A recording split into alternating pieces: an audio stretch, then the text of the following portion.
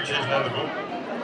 గొల్లపల్లి నాకు కొత్త ఏం కాదు, ఇంతకుముందు గొల్లపల్లికి వచ్చిపోయినా మా అధ్యక్షులు మల్లికార్జున పటేల్ గారికి, మరి మా మండల అధ్యక్షులు, మరి మా గ్రామాధ్యక్షులు, సీనియర్ నాయకులు, మహిళా అధ్యక్షులు, మహిళా తల్లులు, మరి ప్రత్యేకంగా మహిళా భవనానికి వచ్చిన మహిళా గొల్లపల్లి గ్రూప్ ఆఫ్ మెంబర్స్ అందరికీ, మరి వారితో పాటు అధికారులందరికీ కూడా, మరి పక్క గ్రామాల నుంచి వచ్చిన సీనియర్ నాయకులు, యువకులందరికీ కూడా మనస్ఫూర్తిగా మనందరూ కూడా ఒకసారి చప్పట్లతో గట్టిగా మనం సర్పంచ్ మాట్లాడాడు. ఫస్ట్ నాకు చాలా మాట్లాడాను, కానీ ఒకటే పోలీసుల గురించి మాట్లాడాను నాకు కూడా అనిపించింది. అయితే నేను ఎమ్మెల్యే అయినాక నుంచి కూడా ప్రతి 2.5 ఏళ్ళు అయింది నేను ఎమ్మెల్యే. నేను అయినాక పోయిన ఎమ్మెల్యేలా కాకుండా ఒకటే కానీ మా సిఐ గారు కానీ, ఎస్ఐలకు కానీ, డిఎస్పీలకు కానీ, ఎస్పీ గారికి చెప్పడం జరిగింది, ప్రజల్ని ఇబ్బంది పెట్టి ఎటువంటి అధికారి కూడా నా నియోజకవర్గంలో ఉండాల్సిన అవసరం లేదని చెప్పాను. ఇది ప్రజావేదిక చెప్తా ఉన్నాను.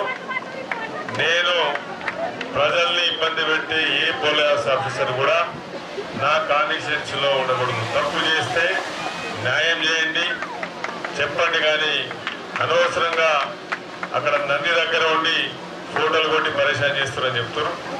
నేను కూడా తప్పకుండా సిఐ గారు చెప్తా, అట్లాంటిది చెయ్యద్దు. ఎందుకంటే ఇక్కడ ఈ గ్రామంలో 99.9% మంది రైతులే. 99.9% మంది రైతులేడా ఇలా ఇంత పని చేసుకుంటేనే నోట్ల కింద ముద్ద అవుతుంది ఇలా. ఎందుకంటే నేను కూడా రామరెడ్డిలో పెరిగిన, రామరెడ్డి తెలుసు కనుక గొల్లపల్లి తెలిసిన. ఇలా గడప కూడా మహేష్ వాళ్ళంతా వీళ్ళంతా మన వీళ్ళంతా ఇలా కూర్చున్న టీం అంతా ఉన్నది. అందరం కలిసి ఆ రోజు గడప కూడా తిరిగినా, ఇల్లు తిరిగినా. ఆ రోజు నేను ఎమ్మెల్యే కాకపోతే చెప్పిన గొల్లపల్లిని గుడిసెలు లేని గ్రామం చూడాలని చెప్పిన.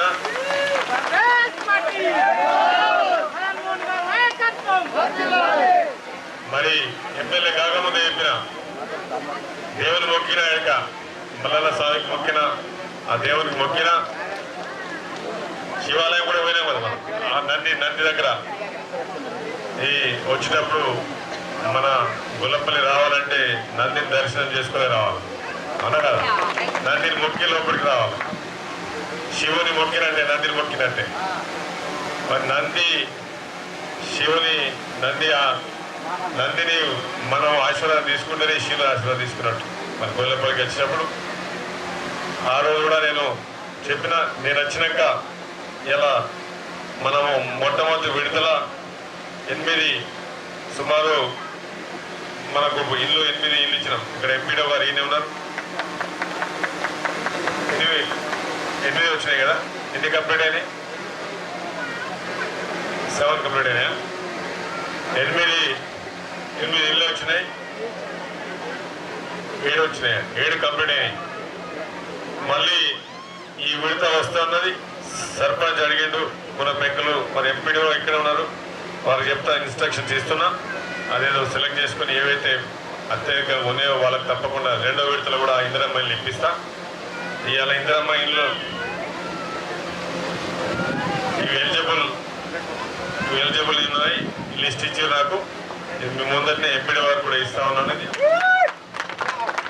తప్పకుండా మరి ఎంపీడీ వారు కూడా చూసుకొని ఎక్కువ ఇల్లు ఇచ్చి ఇక్కడ మన ఇందిరమ్మ కమిటీ వాడు ఉన్నారు, వాళ్ళకు కూడా చెప్తా ఉన్నా, ఎవరైతే ఎక్కువ గరీబ్ ఉన్నారో ఫస్ట్ వాళ్ళకి ఇవ్వండి.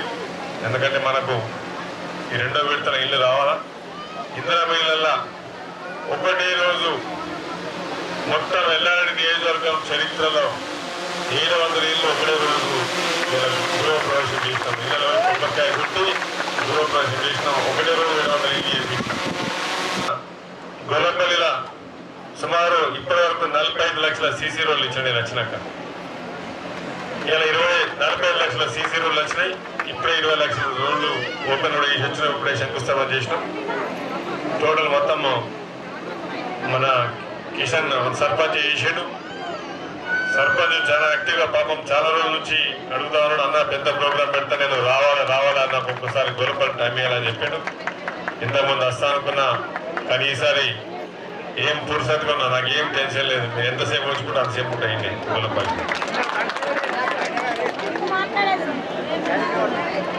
ఇది అయితే ఇక్కడ గ్రూప్ మహిళలు ఉన్నారు. నేను గొల్లపల్లికి వచ్చినప్పుడు చెప్పారు, ఇళ్ళకి వచ్చినప్పుడు, సార్ మేము గ్రూప్ ఇవ్వాలని ఉన్నాము, మాకు మీటింగ్ పెట్టుకుందామంటే జాగలేదు, చెట్టు కింద ఏమన్నా కూర్చోవాల్సి వస్తున్నది, వాన పడితే ప్రాబ్లం అవుతున్నది అని చెప్పారు.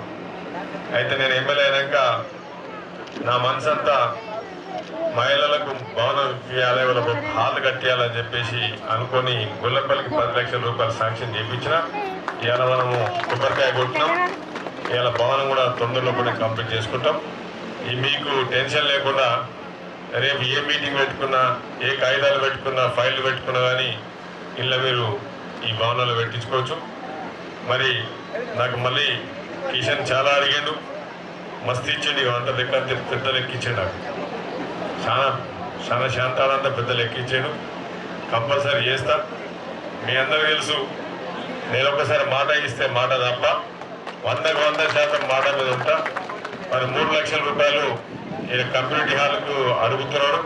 పిల్లలు లేచినాయి, ఎవరైనా ఆఫీసర్ వచ్చినా వాళ్ళు వచ్చినా కూర్చోడానికి జాగలేదని చెప్తున్నాడు. మరి కంపల్సరీ 3 లక్షల రూపాయలు నా ఫండ్స్ నుంచి నేను శాంక్షన్ చేస్తాను నా గొల్లపల్లికి. అవి తొందరలోనే కమ్యూనిటీ హాల్ కూడా కంప్లీట్ చేసుకుంటే మీకు జాగా ఉంటుంది.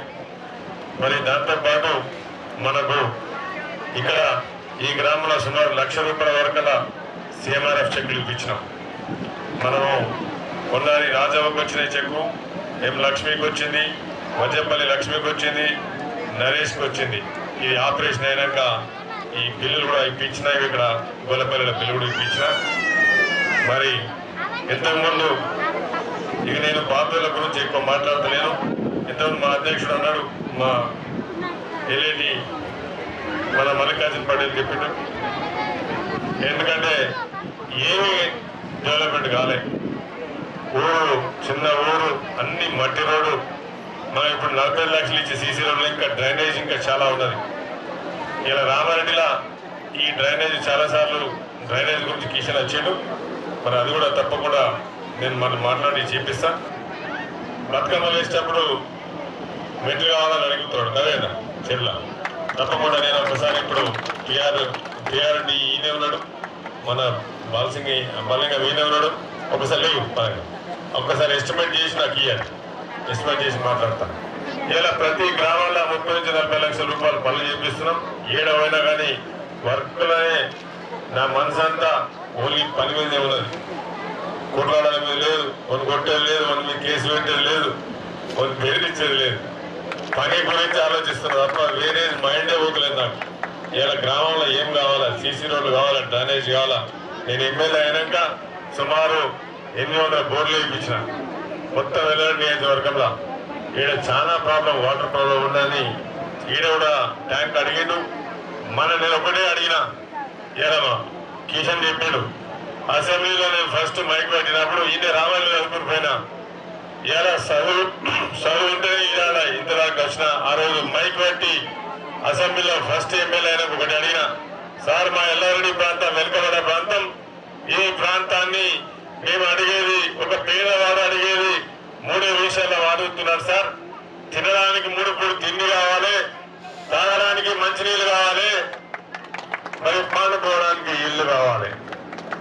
ఇవే కదా అడుగుతున్నది. మీరు కూడా అడిగిన మరి మాకు ఇల్లు కావాలి, 10 ఏళ్ళ నుంచి ఒక ఇల్లు రాలే. ఏ ప్రాంతాల్లో గుడిసెలలో ఉండి పాము కాలుకు నీళ్లతో సావాసం చేస్తున్నారు.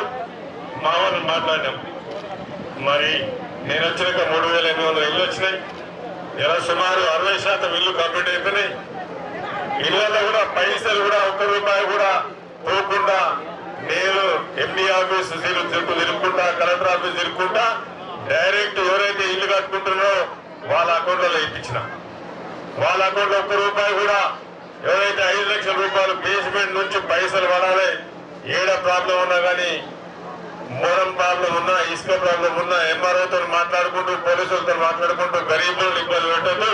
కలెక్టర్కి చెప్పినా, ఎస్పీకి చెప్పినా, ఎండీకి చెప్పినా, ఇవాళ ఒకటే రోజు ఎల్లారెడ్డి చరిత్రలో నిలిచిపోయే విధంగా 700 ఇల్లు ఇలా మనం గృహప్రవేశాలు చేయించుకుంటే ఇలా పేదలకి ఇలా ఎంత సంతోషంగా ఉందంటే అంత సంతోషం. 2వ విడతలు కూడా వస్తున్నాయి. తప్పకుండా 2వ విడతలు కూడా గుల్లపల్లికి సరైన న్యాయం చేపిస్తా. మళ్ళొక్కసారి మీరందరూ దావతిస్తే మళ్ళొకసారి మేము అందరం కలిసి వస్తాం. మన కిషన్ గారు అంత దావతిస్తావు కదా, అదే పక్క బిల్డింగ్ అయినాక మా మహిళా తల్లులు ఏడగోసి మంచి దావత్ చేయాలి బిల్డింగ్ అయినాక.